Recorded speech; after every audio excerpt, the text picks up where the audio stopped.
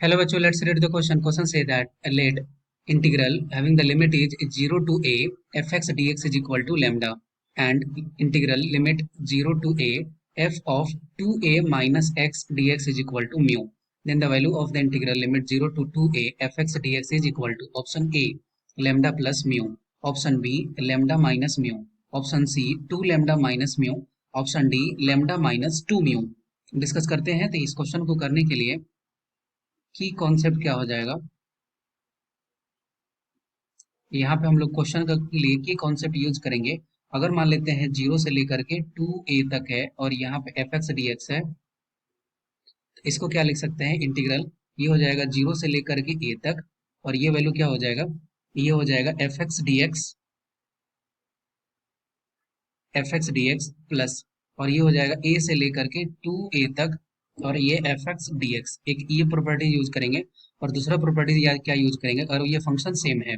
तो यहाँ पे जो लिमिट का वैल्यू है इसको, अगर सॉरी लिमिट का वैल्यू अगर सेम है तो इस फंक्शन में जो x है इसके x के बदले t भी अगर रखते हैं तो इस फंक्शन इंटीग्रल का वैल्यू में कोई चेंज नहीं होता। इस प्रॉपर्टीज पर अगर सॉल्व करें तो इसको मान लेते हैं कि आई इज इक्वल टू दिया है,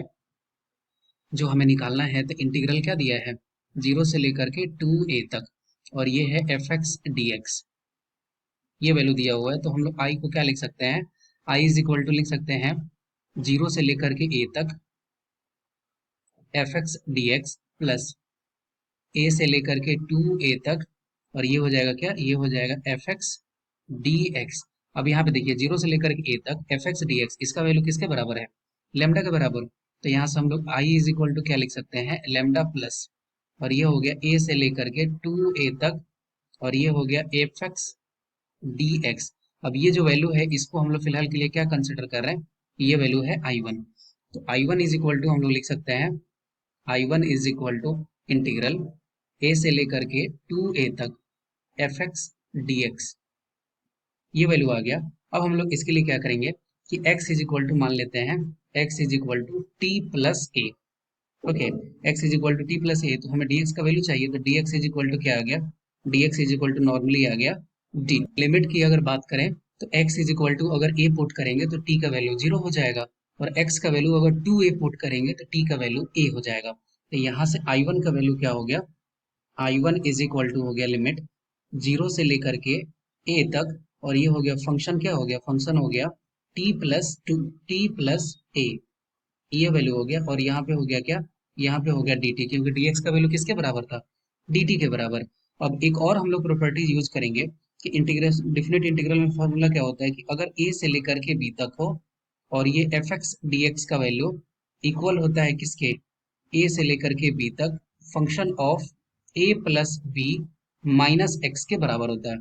dx। ओके, ये प्रॉपर्टीज अगर हम लोग इसमें यूज करें तो यहाँ पे क्या लिख सकते हैं, यहाँ पे हो जाएगा I1 is equal to integral है 0 से लेकर के a तक और फंक्शन क्या दिया हुआ है, फंक्शन है function t plus a, t is equal to क्या लिखेंगे, t इज इक्वल टू लिखेंगे 0 प्लस ए माइनस टी, तो ये हो जाएगा f of 0 plus A minus T और यहाँ पे क्या हो गया प्लस a, ये वैल्यू हो गया और यहाँ पे है dt। अब यहाँ पे क्या लिख सकते हैं, I1 is equal to, I1 is equal to हो जाएगा लिमिट 0 से लेकर के a तक है और ये function 2a minus T dt और यहाँ पे अगर बेस सेम है तो यहाँ फंक्शन जो है वो चेंज करेंगे, अगर अगर ये वेरिएबल चेंज कर रहे हैं t की जगह पे x पुट करेंगे तब भी कोई चेंज नहीं होगा। तो ये वैल्यू हो जाएगा 0 से लेकर के a तक f of 2a minus x d x. Okay, ये वैल्यू आ गया।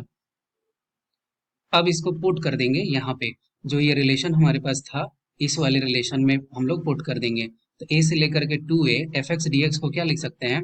यहाँ पे फाइनली अगर हम लोग को लिखना हो तो ये हो जाएगा i is equal to lambda plus और ये वैल्यू क्या है, ये सॉरी ये I1 का वैल्यू है, तो ये हो जाएगा 0 से लेकर के a तक f of 2a minus x d x.